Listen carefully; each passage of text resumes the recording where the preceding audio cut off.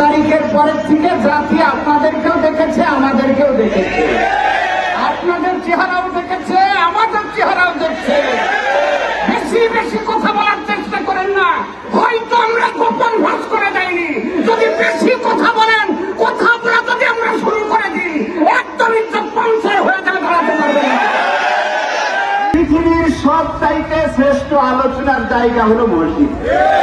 সব চাইতে ভালো রাজনীতির জায়গা হলো মসজিদ। আমরা শুধু নির্বাচনের আগে মসজিদে উঠি না, আমরা শুধু নির্বাচনের আগে পাঞ্জাবি পরি না, আমরা শুধু নির্বাচনের আগে মাথায় টুপি লাগাই না।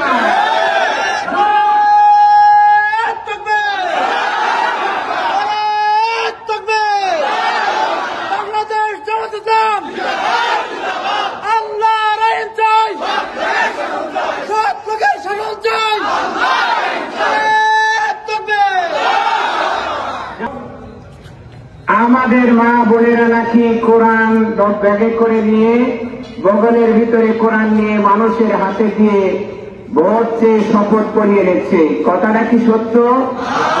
জোরে সাক্ষ্য দেয়। তারা যে দাবিটা করছে, এই দাবিটা কি সত্য?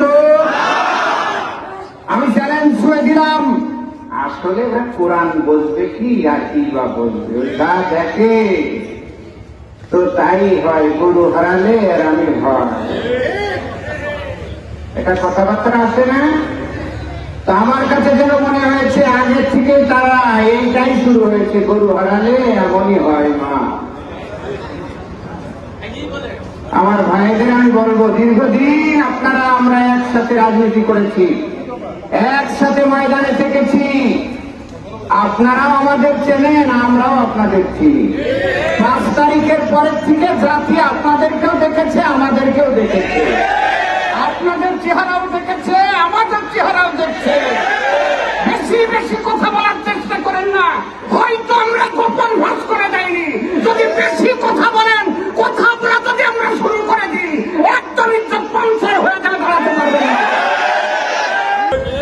এটা যদি হয় তো জামাত যে কাজগুলো করছে আপনারা সেগুলো করেন, অসুবিধা নেই।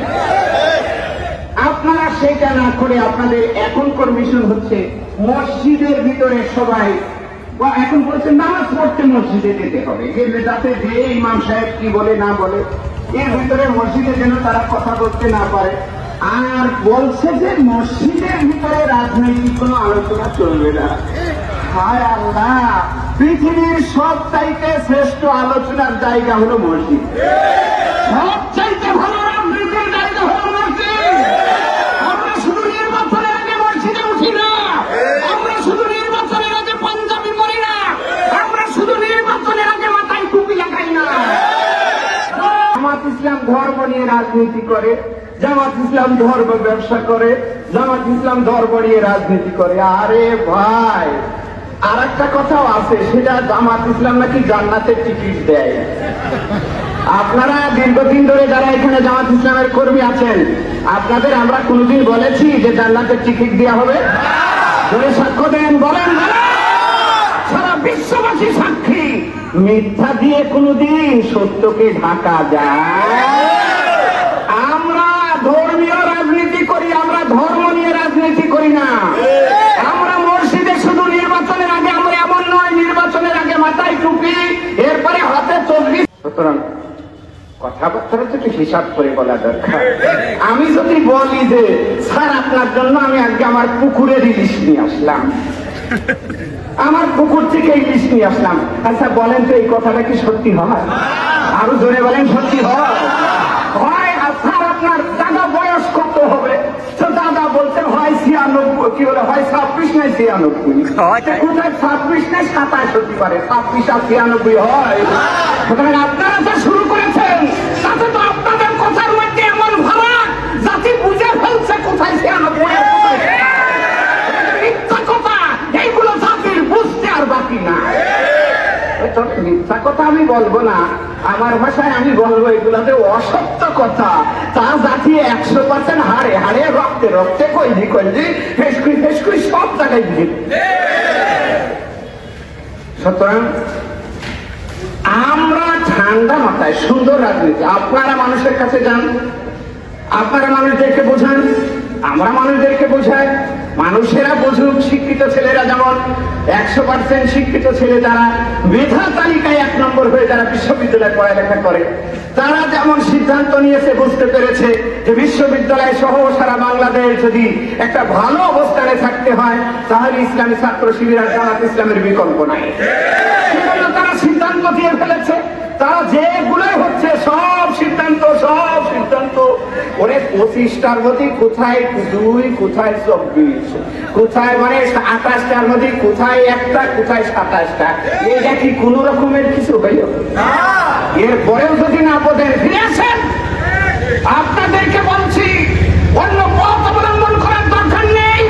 বাংলাদেশ জামাত ইসলামী যেভাবে সুশৃঙ্খল ভাবে, সুন্দর ভাবে, নিয়মতান্ত্রিক ভাবে এগিয়ে যাচ্ছে, আপনারা এগিয়ে যান। ভবিষ্যতে বাংলাদেশ বিশ্বের বুকে মাথা উঁচু করে দাঁড়াবে। ও হ্যাঁ, বুঝতে পেরেছে যে মা বোনেরা যেভাবে কাজ করছে মহিলারা, তাতে ওনার ছোট করে বলছি, ছোট করে, হ্যাঁ, ওনারা বুঝতে পেরেছে ওনার ঘরের তিনার ঘরের উনিও জামাত ইসলামের সমস্ত করা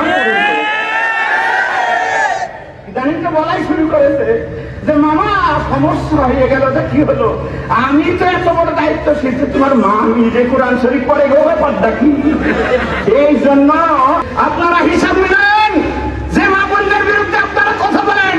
আপনার মা, আপনার আত্মীয় স্বজন মারা গেলে জানাজার কাপড়ের কাপড়টা পরানোর মতন ওই মেয়েগুলোর যোগ্যতা রাখে।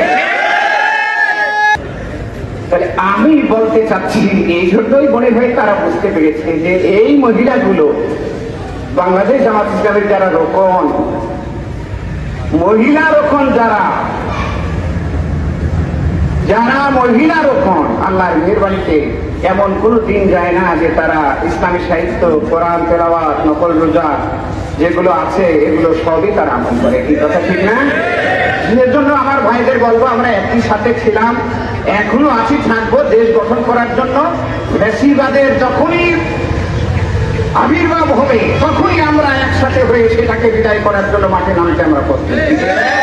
সেজন্য আমরা আপনারা সকলে মিলে দেশটা গঠন করি, সোনার বাংলাদেশ বানাই, সন্ত্রাস মুক্ত, চাঁদা মুক্ত আমার দেশটাকে আমরা গড়িয়ে তুলি। যদি সন্ত্রাস মুক্ত, চাঁদা মুক্ত দেশ আমরা উপহার দিতে পারি, ইনশাআল্লাহ আমার দেশটা বিশ্বের বুকে মাথা উঁচু করে দাঁড়াতে পারি। আপনাদেরকে একটাই স্লোগান, বাংলাদেশকে আমরা গঠন করতে চাই, বাংলাদেশটাকে সোনার বাংলাদেশে রূপান্তরিত করতে চাই, আমরা এই বাংলাদেশটাকে বিশ্বের বুকে মাথা উঁচু করে দাঁড় করাতে চাই। সেজন্য আপনারাও এগিয়ে আসুন, আমরাও এগিয়ে আসি। আমার ভাইয়েরা, আমার বন্ধুরা, আমরা সবাই মিলে এই দেশটা তৈরি করি। আল্লাহ সেই তৌফিক আমাদেরকে দান করুক। আমিন।